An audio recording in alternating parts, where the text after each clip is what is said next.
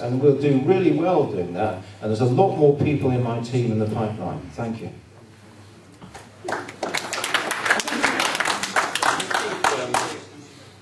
Any leader of any organisation, even a non-business organisation, has to worry about the finances of that organisation, has to spend their money carefully, has to think about how the next few thousand pounds, next few billion pounds are going to come in. And you cannot, I'm afraid, separate out the question of leadership from the question of management and finances. I have found out this, by the way, already in the last 2 or 3 days, where questions of donations have come up, and the question then is, donations, finances, actually that then affects how many people we employ, in a few months' time. Because at the moment, the party's got an overdraft. And I'm sorry, the leader has got to think about the overdraft, and to think about how we get the money in over the next 4 years, and how we have a lot of money available before both the European election and the general election. I can assure you that will be part of the strategy that I'm proposing to develop for this party. Thank you.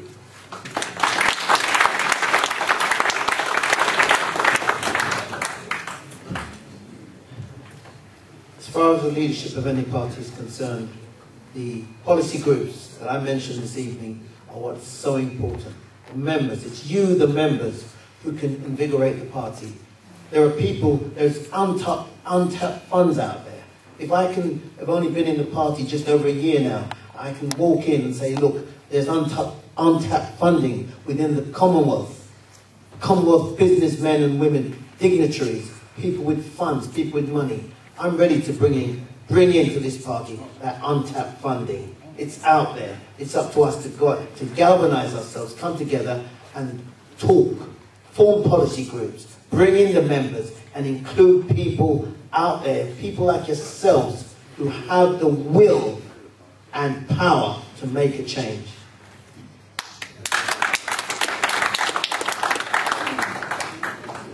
For our last question, we'll move back to our core issue. After the last question, I will be giving each of the candidates a chance to sum up for 2 minutes each, in reverse order to the order in which they started.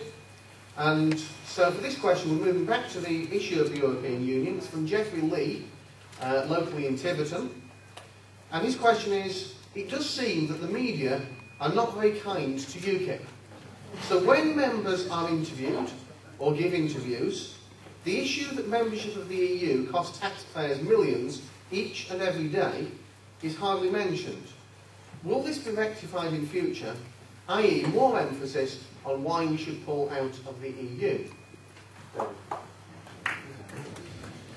Before I became an MEP, I worked for a top public relations company, and I got a lot of media experience.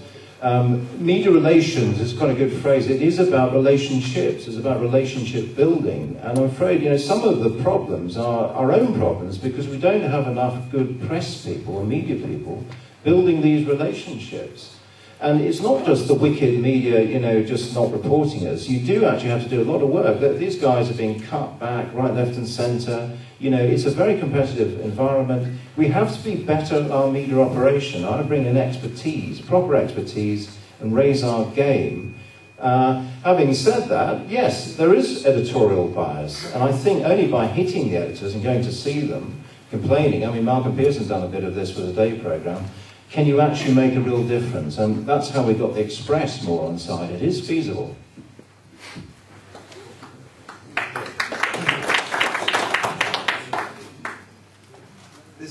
Can I just say that I have spent 30 years of my life producing quality research documents that then are quoted in the papers. I have produced hundreds of thousands of newspaper articles. I have lots of contacts with journalists.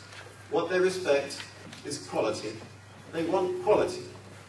They want seriousness. They want research. And that is one of the things I want to bring to this party, so that the image of this party 4 years from now is dramatically improved. That I want to do that.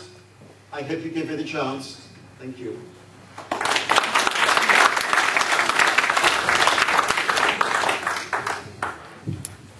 And ladies and gentlemen, wake up. Stop sleeping. For years, the media have drip-fed the whole nation that we are a racist party. If that's not bias, then what is? We have a massive job on our hands to go out and prove otherwise. I'm a man who's out there on the street. I talk to people. I've been ridiculed left, right and centre about this party. Now, unless we can pull together, we have someone who can, as I said, invigorate the party, nothing's going to happen. The media will continue to be biased because we have fantastic EU policies. And all the time they can hoodwink and blind us with this BNP and racist situation. We are never going to get our EU policies through. This is the point coming from the media. That's their way out.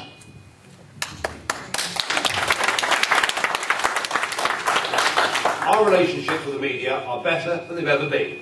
But you know, it doesn't really matter that the Times editorial always has a go at me and has a go at UKIP, because there's a whole new world out there. It's called the internet, it's called YouTube, it's called Facebook, it's called all of those things, and I certainly myself am using it, and millions of people are seeing these messages.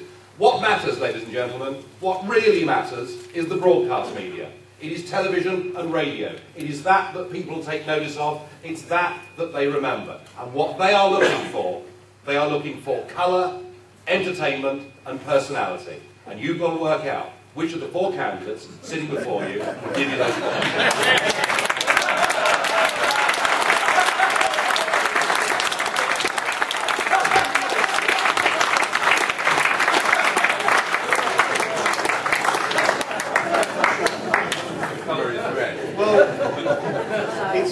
Always nice to finish on a note of humour, and I'm sorry to say that we can't finish quite there, because I did promise each of the candidates the chance to sum up their own position for 2 minutes each.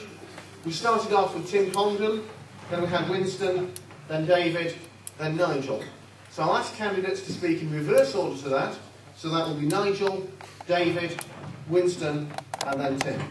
So Nigel, 2 minutes to give you a closing address. Chairman, thank you very much. What I offer you is experience. What I offer you is my record.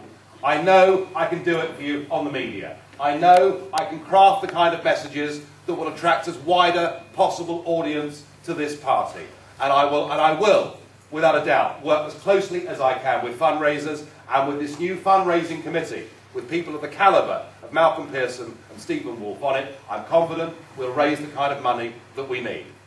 I am not going to manage this party. I'm going to lead it politically. I'm going to do what I'm good at. And I passionately believe that having people of the calibre of Steve Crowther and the others to get on with running the party, we can then start to put in place the kind of sales and marketing techniques we need to make this party grow. We're simply not big enough, and our average age, I'm sorry to say, is simply too old.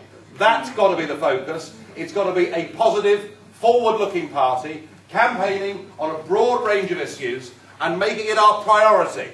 For us not to be an intellectual gingerbread group, our job is to fight elections. So let's get ready and let's start seriously fighting the local elections in England next year. Let's do it here in the South West. Let's start winning district and county council seats and unitary seats. That is the only route to Westminster.